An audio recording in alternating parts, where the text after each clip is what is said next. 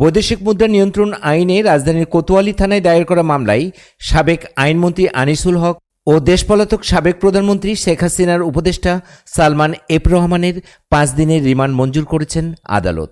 ঢাকার chief metropolitan magistrate আদালত আজ বৃহস্পতিবার সকালে এই আদেশ দেন।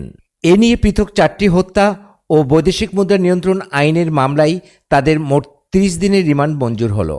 বৈদেশিক মুদ্রা নিয়ন্ত্রণ আইনের মামলাটিতে গ্রেপ্তার দেখিয়ে আনিসুল হক ও সালমান এফ রহমানকে 7 দিনের রিমান্ড চেয়ে আবেদন করেন পুলিশ। উভয় পক্ষের শুনানি শেষে দুজনের প্রত্যেককে 5 দিনের করে রিমান্ডে নিয়ে জিজ্ঞাসাবাদের অনুমতি দেন বিজ্ঞ বিচারক। মামলার অভিযোগে বলা হয়েছে, গত 13 আগস্ট আনিসুল হক ও সালমান এফ রহমানকে রাজধানীর সদরঘাট থেকে গ্রেপ্তার করা হয়েছিল। সে সময় আনিসুল হকের কাছ থেকে উদ্ধার করা ব্যাগে 17,592 মার্কিন ডলার, 726 সিঙ্গাপুরি ডলার পায় পুলিশ।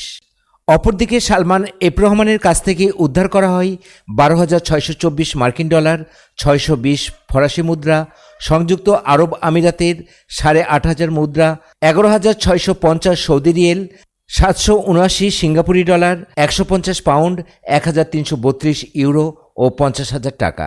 বৈদেশিক মুদ্রার বিষয়ে বৈধ কাগজপত্র দেখাতে বললে আসামিরা সে সময় কাগজপত্র দেখাতে পারেননি।